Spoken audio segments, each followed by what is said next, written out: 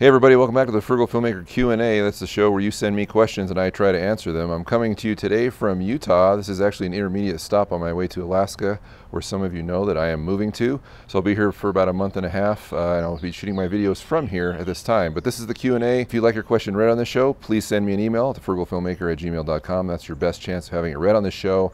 You can also leave a comment below, or you can send me a message on Twitter @frugalfilmmaker. My video last week was non-existent because I was on the road, and even though I really wanted to put a video out, I didn't have any made ahead of time because I was so consumed with moving that I was unable to do that. So I apologize. Hopefully that won't ever happen again. But anyway, our first question comes from email today. It's from Jay Miller, and he says, I am completely baffled as to how YouTube can distinguish copyrighted music from royalty-free. Is there something embedded in the digital file, or do they just recognize the song? Do you know how it works? Well, I was curious about this too after reading this question, because I know they monitor video uploads, but I wasn't sure how they did it, and so I did a little poking around on Google, and I found a TED Talk that explained, it was a YouTube executive that explained how it works. And essentially everything uploaded on YouTube is given a digital fingerprint, and then it's compared to a humongous database of existing digital fingerprints, and then they can compare, and if there's something that is a match, then it is flagged. Now this may seem like a Herculean task every time there's an upload, but it happens every time you upload something. And if you look at this video, I'll leave a link below to the TED Talk, you'll see how this works. It's unbelievable, but in the current state of technology, it's not too unbelievable. Be aware, YouTube is out there watching you every time you upload something. Of course, there's not an actual person doing this. It's a computer and an algorithm and a digital fingerprint that will catch you if you try and upload something that belongs to somebody else. Sometimes this is beneficial for both parties, because a company like Sony will often use this, as mentioned in the video, to just promote their stuff even more, which is the way everyone should do it, I believe. But it doesn't always happen that way. The content holder is actually given an option on what to do. So watch the video, link down below in the description to get a better idea how this works. Okay, our next question comes from Hugh, who says, it seems to be conventional wisdom these days that videos should have a music bed.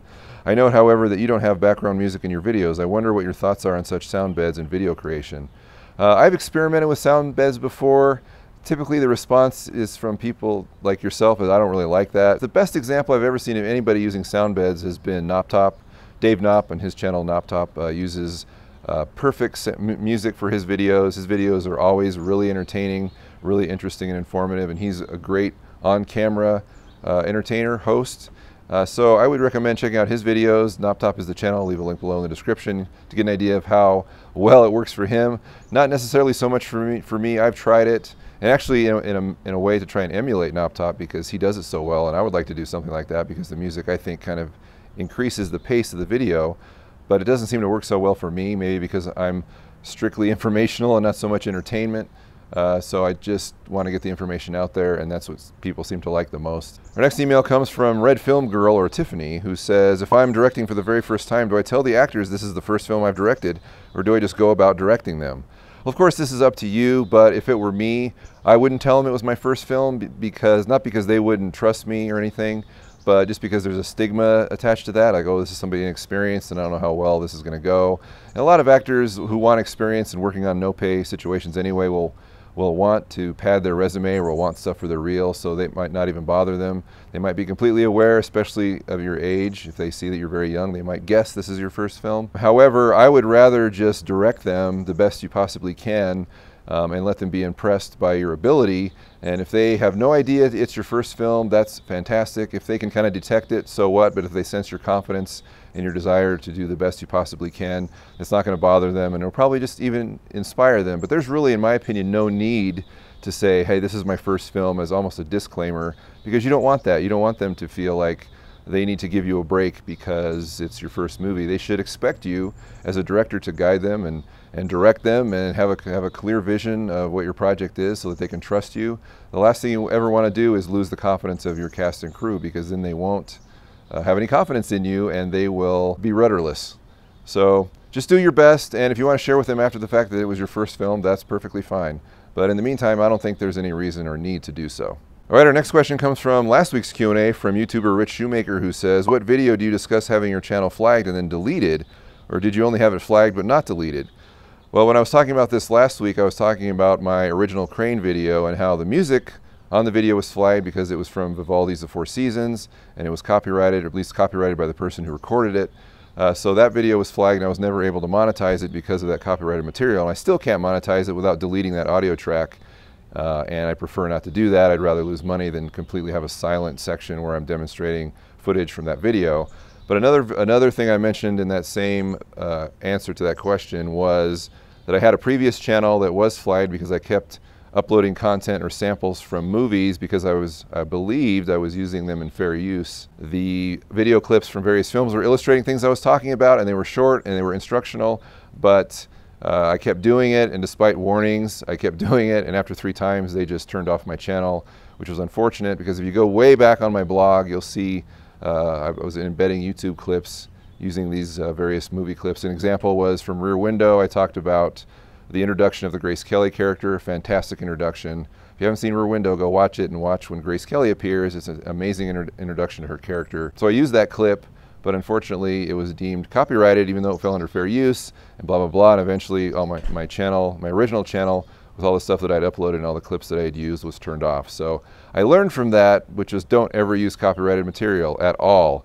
Even if you think it falls under fair use, considering the content that I produce doesn't need to do stuff like that, I don't even bother with it anymore. I learned a valuable lesson, which is stay away from copyright completely.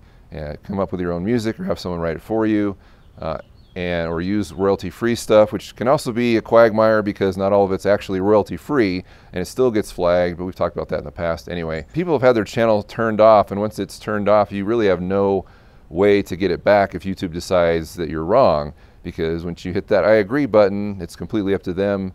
It's their service, it's free, they can do whatever they want, you've agreed to this, and so just be aware. So I would just avoid copyright altogether. I think that's a valuable lesson for anybody producing content on YouTube. Just stay away from it and you'll never ever have this problem. And finally, we have a personal question from Sam Degree, who says, do you think going to film school yourself and then depending on your wife to be the main earner for the family says something to future wannabe filmmakers / students?